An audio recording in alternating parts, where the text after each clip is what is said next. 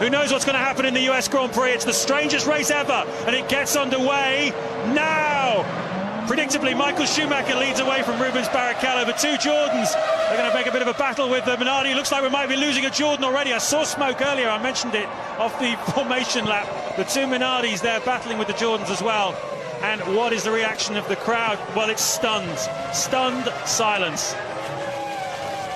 I don't know what it says about the 6 teams that have elected to run, to be honest. Maybe they're contractually bound, but you know, they should have joined up and found the solution too. I think they're probably just as guilty here of doing the wrong things as the guys in the pits in many respects, because they failed to help a solution be found. We're watching a 6-car race. Thankfully, none of them ran into each other in the first turn. For the record, Michael Schumacher is leading, Rubens Barrichello is second. That's Thiago Monteiro ahead of Christian Albers. Narain Carter-Cayan is 5th, and Patrick Friesacker is 6th, and on for 3 World Championship points here this afternoon. I guess of some interest is who's going to get the final podium slot, because clearly if the two Ferraris are reliable up the front, they're likely to finish 1 and 2. It's 73 laps. It's going to take an awful long time here. But who's going to end up the final podium slot? There's a perverse interest in that. There is actually, isn't there? I know some teams put money on Carter-Cayan yesterday and 1 or 2 others for podiums before all this blew up. So that'll be interesting to see how that one works out down at the bookies. So we've got a 4-car scrap for that 3rd place. Barrichello and Schumacher, 0.7 seconds. Louise's found David Coulthard.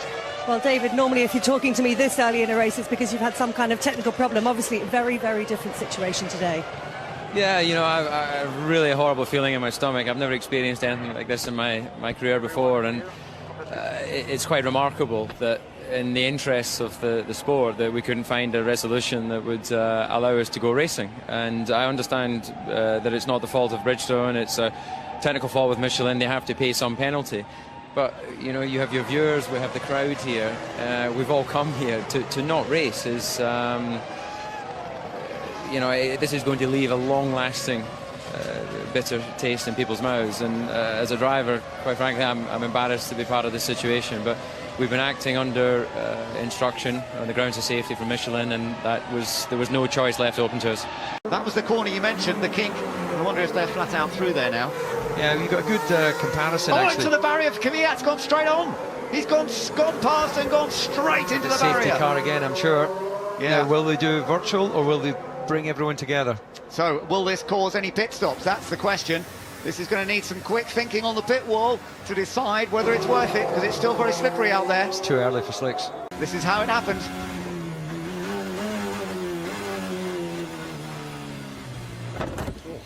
That was a big hit. That was a big hit, indeed. And I didn't see, was the front tyre under rotating? Because, yeah, one of them was. Yeah, then you just completely lose the ability to brakes. Right, let's see what the thinking on the tyres. Another set of inters by the looks of it. And we'll see Mercedes power in the Force India against Renault power as well. And we'll see Renault power, Alonso against Mercedes of Lewis Hamilton. Magnussen ahead of Harley. Hamilton down the inside on Nico Hülkenberg. Ocon might lose out to Fernando Alonso. Hamilton makes up places ahead of Hülkenberg, ahead of Alonso. And then comes the Force India of Esteban Ocon. This is fantastic. The McLaren behind Hamilton. You can just about see the track through the sparks. And down the inside he goes. I think you are, when you've seen how much Mercedes struggled. Oh, someone's crashed under the safety car. It's the Haas. It's the Haas, and we're just looking at the moment to see who it is, and it is Grosjean. For the 2nd time this season, big points available on Australia. His wheels fell off. He's weaving around, trying to get temperature into the tyres. And what's happened here, Paul? Oh, he's just dropped it himself. Trying to get temperature. We've seen drivers do this behind the safety car before, but... What happened? I think Ericsson hit us.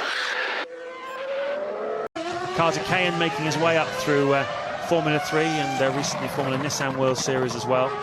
Monteiro, he raced over here in America in the Champ Car Series. And he's certainly shown a clean pair of heels to Carter-Cayan here. He's going to get his first podium in only his 9th Grand Prix start. And although he'll always know it was under strange circumstances, because the big names of Formula 1 like Trulli, Raikkonen, Button, Alonso, Montoya were not out on the racetrack on the day. Nevertheless, it's going to be his third place and a trophy in his cabinet, probably the only trophy he'll ever get. And, well, you'd have to say that he did beat his teammate on the day. The crowd below us are moving towards the fence now to see the conclusion of this Grand Prix. The booing is rising in volume, and I think it will be certainly an evidence when we have the podium a little bit later on. There's Frisacker in 6th place. As you can see, just all six runners. We've had so far, dare I say it, 100% reliability in this Grand Prix, partly because only for short periods of it were most of the runners really going as fast as they possibly could. But certainly we had a race between Barrichello and Michael Schumacher. There's no doubt about that. And it very nearly put them both off the racetrack. Schumacher is on his last lap. Barrichello has backed off 3.5 seconds behind him. And this is going to be win number 84 of his career for Michael Schumacher. Just coming down the short back straight. It's gone quite quickly, actually, hasn't it? It's amazing. It's the end of the race. It's been zooming past. And we did bet there's been more boring ones in the past from time to time when McLaren were absolutely dominating it and winning 15 out of 16 races or whatever it was. And when we used to settle in for the afternoon with one set of tyres and a full tank of gas. But anyway, Michael Schumacher then moving towards the end. Indeed he is. There's been so much controversy in his career. Always he seems to be in the middle of it. This time not necessarily his fault. He once again wins a very controversial Grand Prix. And the Ferrari comes out of that turn 13, which caused the problems. Across the line goes Michael Schumacher to win the 6th and possibly last Grand Prix here at Indianapolis. Rubens Barrichello finishes 2nd. Thiago Monteiro finishes a lap down in 3rd place to take a trophy home here. And here's the reaction of the crowd. Prost has taken Piquet. He's coming up to Arnoux, and Senna has extended his lead to 4.2 seconds. And Prost has yet to take his fellow Frenchman, René Arnoux, who says, the reason I'm going so slow these days is that I'm used to turbo cars, and these normally aspirated engine cars are a very different kettle of fish to drive, he says. And all I can say to that is bullshit. So anyway, there goes Arnoux in the Ford-powered Ligier.